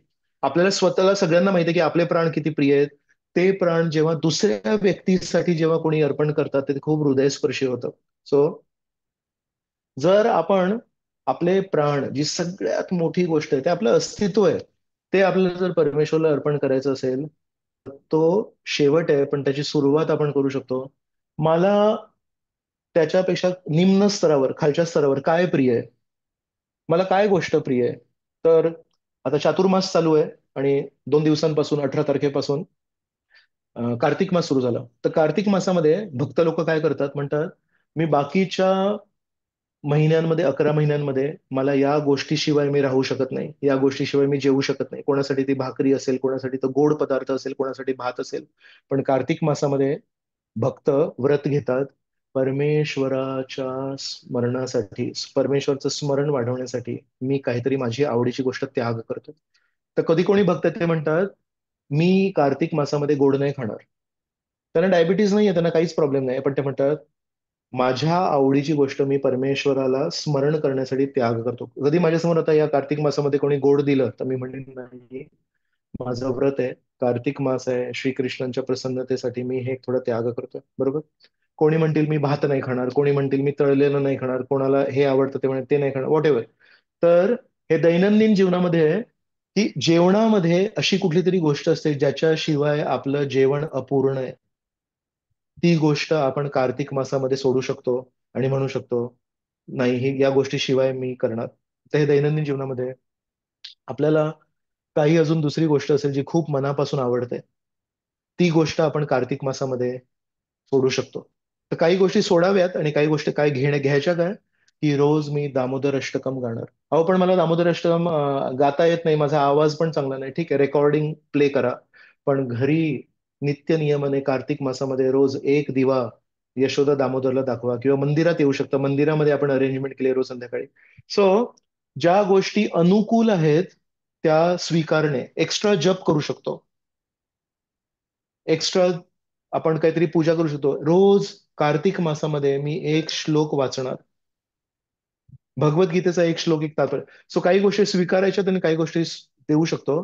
तर यामध्ये आपण एक खूप छोटी दैनंदिन जीवनामध्ये सुरुवात करू शकतो. ज्याच्याशिवाय आपलं जीवन अपूर्ण होतं, त्या गोष्टीला आपण त्यागलं आणि आपण म्हणतोय नाही, कार्तिक मास आहे, स्पेशल तपस्या काहीतरी करेन, हे नाही खाणार, ते खाईन. एखादी गोष्ट आपल्याला आवडत नाही आणि ती आपण कधीच खात नाही, ते आपण सांगू शकतो की नाही, जिभेवर नियंत्रण करण्यासाठी छोट्याशा अल्पशा प्रमाणामध्ये रोज ती खाईन मी. तसं एक्स्ट्रा जप, काहीतरी तपस्या. हम्म. काही भक्त आहेत ते म्हणतात मी रोज 2 वेळा जेवतो, मी कार्तिक मासामध्ये फक्त एकच जेवण करणार. तर काहीतरी असा छोटासा त्याग केला तर दैनंदिन जीवनामध्ये परमेश्वराच्या प्रसन्नतेसाठी, म्हणजे उच्च हेतूसाठी, ज्या गोष्टीशिवाय मला राहावत नाही ती गोष्ट पण सोडायला मी तयार आहे. असं करत करत आपण छोटे छोटे संस्कार आपल्याला. तर 2024च्या कार्तिक मध्ये जर आपण काहीतरी एक छोटीशी गोष्ट, काहीतरी सगळ्यांनी विचार करा आपापल्या मनामध्ये, ही छोटीशी गोष्ट, छोटीशी गोष्ट, अल्पशी गोष्ट या कार्तिक मासामध्ये मी त्याग करतोय. 2025 मध्ये ती अल्पशीची गोष्ट आहे ती थोडी अजून मोठी करा, अजून मोठी करा, अजून मोठी करा, अजून मोठी करा. असं करत करत 40 वर्षानंतर, 30 वर्षानंतर कदाचित आपण त्या ठिकाणी पोहोचू जेव्हा आपण म्हणू माझ्या आवडीच्या गोष्टी मी सगळ्या श्रीकृष्णांना अर्पण केल्या, पण मी स्वतःला अर्पण नाही केलं. मग शेवटच्या काळी, शेवटच्या क्षणी जर यमदूत आले तर तुम्ही पण बली महाराजांसारखे म्हणाल हरे कृष्णा कृष्णा कृष्णा हरे हरे, हरे राम राम राम हरे हरे. पण या मोठ्या पावलासाठी जेव्हा सगळं काही सोडून द्यायचंय, आज तर आपण म्हणतोय अरे ती गोड चटणी, ती तिखट चटणी, त्याच्या ठेचा त्याच्याशिवाय माझं होत नाही, ते मी सोडतोय. मृत्यूच्या वेळेस तर सगळं सोडायचंय. मृत्यूच्या वेळेस एका क्षणामध्ये घर, फॅमिली, बँक बॅलन्स, सोनं, लॉकर मध्ये जे काही दागिने ते सगळं सोडायचंय. तर एनिवे बाय फोर्स सोडायचं, जबरदस्तीने सोडायचं. यमदूत घेऊन जातील सगळं काही. तर त्याची सवय लागण्यासाठी आपल्याला म्हणतात त्यागाची भावना जर आतापासून आपण सुरुवात केली तर जेव्हा ते मोठा त्याग जेव्हा करायला लागतो आणि त्याची ऍडव्हान्स नोटीस पण नाहीये, सडनली यमदूत येतात आणि जबरदस्तीने घेऊन जातात. तर तेव्हा आपल्याला परमेश्वरचं स्मरण होण्यासाठी आज आपण विलफुली, विलफुली म्हणजे स्वेच्छेने, स्वेच्छेने आपण कार्तिक मास साजरी करूया. स्वेच्छेने आपण कार्तिक मासामध्ये एक गोष्ट सोडून देऊया. स्वेच्छेने 2025च्या कार्तिक मासामध्ये आपण एक गोष्ट सोडूया. असं सोडायची इच्छा होईल, हातातून द्यायची इच्छा होईल. आणि मग कधीतरी परमेश्वराचं नामस्मरण करून आपण परमेश्वराला प्राप्त करू शकू. तर माझ्या दैनंदिन जीवनामध्ये या गोष्टी मला लक्षात येत आहेत. आशा करतो की तुमच्याद्वारे बाकीच्या सगळ्या भक्तांना नक्कीच याची मदत झाली असेल. हरे कृष्ण.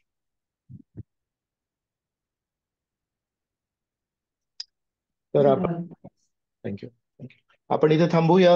जय श्रीमद भागवत महापुराण की जय. जय श्रील प्रभुपाद की जय. अनंत कोटी वैष्णव वृंद की जय. जय निताय गौर प्रेमानंदे. हरी हरी बोल. पुन्हा एकदा वडगावचे सर्व भक्त आणि बारामतीचे सर्व भक्तांचे खूप खूप आभार. आपण रविवारी सकाळी एकत्र येता, भगवंतांचं दर्शन घेता आणि भगवंतांचे पुस्तक रूपी जे ग्रंथ आहे त्याला ऐकण्यासाठी तुम्ही सर्व आतुर आहात. खूप खूप धन्यवाद. हरे कृष्ण. हरी वाञ्छाकल्पतरुभ्यश्च कृपा सिन्धुभ्य एव च पतितानां पावनेभ्यो वैष्णवेभ्यो नमो नमः. अनंत कोटी वैष्णव वृंद की जय. थँक्यू प्रभूजी. आज खूप छान मार्गदर्शन मिळालं. त्याच्यामध्ये भगवंत कसे अद्भुत आहे. जे ग्रह त्यांच्या शक्तीद्वारे तरंगतात आणि त्या ग्रहावर असणारे जीव आहेत त्यांना मात्र गुरु दर्शन लागू होतो. तर याचा आज भगवंत हे किती अद्भुत आहे आणि त्या भगवंताचं प्रेम आपण कशा पद्धतीने प्राप्त करू शकतो याच्याबद्दल सुद्धा मार्गदर्शन मिळालं. त्याबद्दल प्रभूजीचे आपण आपल्या पारंपरिक पद्धतीने एक वेळेस हरी बोलतो. हरी बोल, हरी बोल, हरी. आजचा जो काही भागवताचा जो प्रसंग आहे तो प्रसंग देशपांडे कुटुंबियांनी संस्कार केलेला आहे. तर आपण यासाठी आपण जगन्नाथ स्वतः महाराज यांच्याकडे प्रार्थना करूया की त्यांनी सातत्याने त्यांची जी काही कृपादृष्टी या कुटुंबावर ठेवावी आणि त्याच्यासाठी आपण एक वेळेस हरे कृष्ण म्हणतो. हरे कृष्णा हरे कृष्णा कृष्णा कृष्णा हरे हरे हरे राम हरे राम राम राम हरे हरे कृष्ण. थँक्यू. जर कोणी एक व्यक्ती असतील बारामतीमध्ये ज्यांची नेहमी मनामध्ये इच्छा होती की भागवतम सुरू करूया, तर मला वाटतं एक व्यक्ती त्याच्यामध्ये, त्या लिस्टमध्ये एक नाव नक्की येणार. श्रीमती सीताराणी प्रिया माताजी. इस्कॉनमध्ये जुळण्याआधी पण सगळ्या जिथे जिथे भागवत कथा व्हायची तिथे पोचायचे. त्यांना आज जर असते तर त्यांना खूप आनंद झाला असता की आपण आपल्या मंदिरामध्ये पण भागवत कथा सुरू केली आहे. तर खरोखर त्यांची खूप आठवण येते. माताजींना नेहमी भागवताप्रती प्रेम होतं, श्रीकृष्णांच्या लीलेप्रती प्रेम होतं. आणि आज त्यांच्या स्मृत्यर्थ देशपांडे प्रभूंनी प्रसाद आयोजित केलाय, प्रायोजित केलाय. सीताराणी प्रिया माताजींना पण खूप खूप प्रार्थना आपण करू शकतो की तुम्हाला भागवताप्रती जो जी ओढ होती ती आपल्याला पण कधीतरी प्राप्त होऊ दे. जय सीताराणी प्रिया माताजी की जय.